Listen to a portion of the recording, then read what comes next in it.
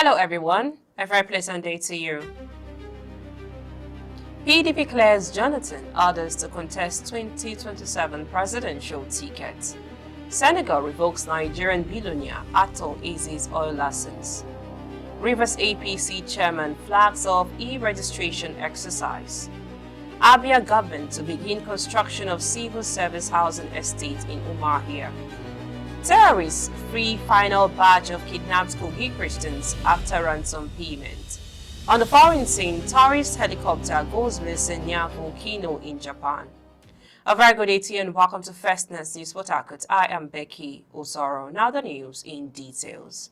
The leadership of the People's Democratic Party, PDP, has officially declared that the race for its 2027 presidential ticket is open to all interested aspirants from the southern part of Nigeria. This inclusive stance specifically clears the path for former President Goodluck Jonathan and other prominent southern leaders to view for the party's nomination. The national chairman of the PDP, Tanimu Turaki, made this strategic disclosure during a high-profile visit to the Abuja residence of former Vice President Namadi Sambu. Turaki leading members of the National Working Committee (NWC) used the occasion to introduce the party's new leadership to Sambu, who is in turn reaffirmed his commitment to the party and hinted at a more active role in the coming months. Addressing the curiosity surrounding the 2027 race, Turaki emphasized that the party has formally resolved to zone the presidency to the south. He noted that while the eventual candidate remains unknown, the party is clear on its direction. The chairman assured party faithful the Nigerian public that the primary process will be handled with highest level of integrity. He promised a level playground for all southern aspirants, ensuring the process remains transparent and equitable. Away from that story, Senegalese authorities have cancelled offshore exploration rights previously held by Atlas Oranto Petroleum, a privately owned oil and gas company founded by Nigerian billionaire Ato Eze, in a move that underscores government's steadfast stance on inactive petroleum licenses. The license was withdrawn after the company failed to meet key operational and financial obligations attached to the asset. The government revoked the Saya offshore shallow exploration license after determining that Atlas Oranto had not provided the required bank guarantees and had carried out only limited exploration work since the block was awarded in 2008 despite several deadline extensions. The revocation has also renewed scrutiny of Atlas Oranto's wider regional operations in Liberia. The company secured 4 offshore production sharing contracts in September 2025, covering blocks LB to 15, LB to 16, LB to 22, and LB to 24 in the Liberian basin. Those agreements reportedly included a signature bonus of between $12 million and $15 million, with proposed investments exceeding $200 million per block. Liberian authorities described the deals as an attempt to revitalize a petroleum sector that has seen minimal activity for more than a decade. However, Atlas Oranto has yet to issue an official response to Senegal's decision at the time of filing this report. Moving on to Rivers State, Chairman of the All Progressive Congress APC in Rivers State, Chief Tony Okocha, has formally flagged off the party's electronic registration e-registration exercise. The flag-off ceremony held at the APC Rivers State Secretariat drew a large turnout, including members of the State Working Committee, trained coordinators, and registration trainees from all 23 local government areas of the state. This was contained in a statement by Jacob Chimezie Happiness, the Special Assistant of Media and Communication to the chairman.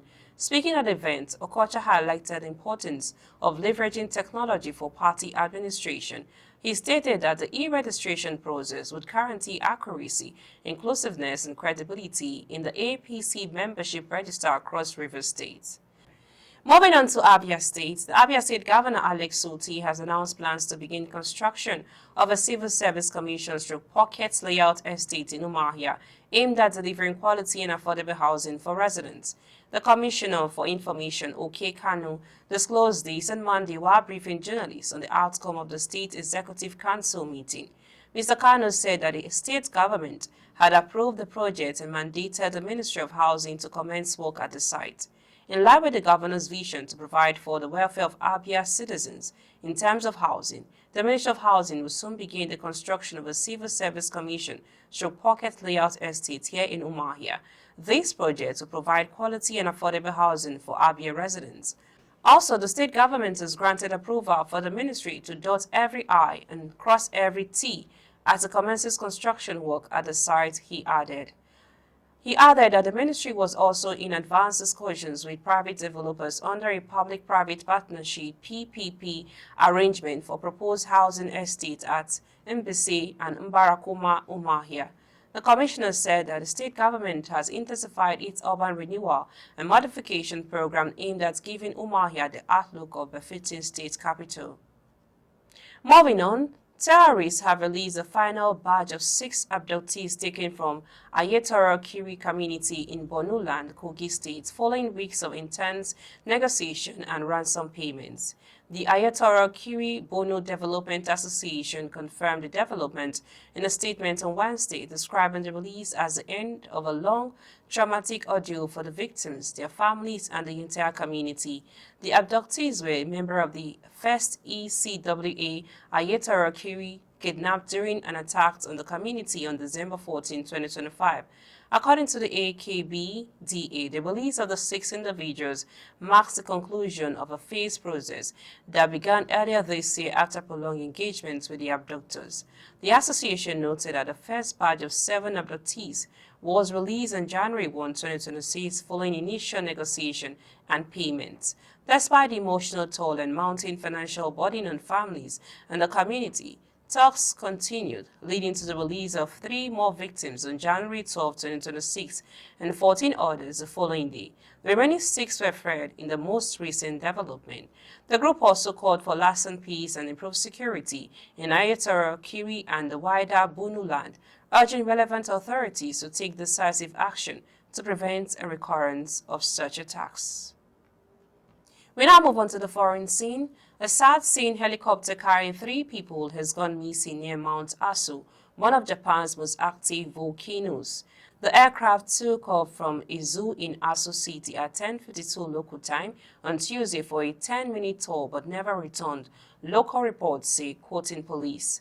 An object resembling an aircraft was spotted by a police helicopter inside the crater of Nakadake, one of Mount Aso's 5 peaks. Authorities have yet to confirm if it is a missing helicopter. The helicopter's 64-year-old pilot was a veteran with 40 years of experience, according to local media. His passengers were a man and a woman, both Taiwanese. The aircraft, a U.S.-made Robinson R44, was on its 3rd sightseeing trip for the day when it went missing.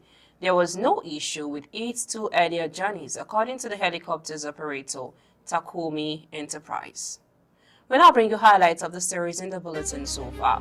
We brought you that PDP clears the air, Jonathan orders to contest 2027 presidential ticket, and also brought you that Senegal reveals Nigerian billionaire Ato Eze's oil license, and also brought you from Rivers State, Rivers APC chairman flags of e-registration exercise, and also brought to you stories from Abia State, Abia government to begin construction of civil service housing estate in Umuahia, and also terrorist-free final batch of kidnapped Kogi Christians after ransom payment.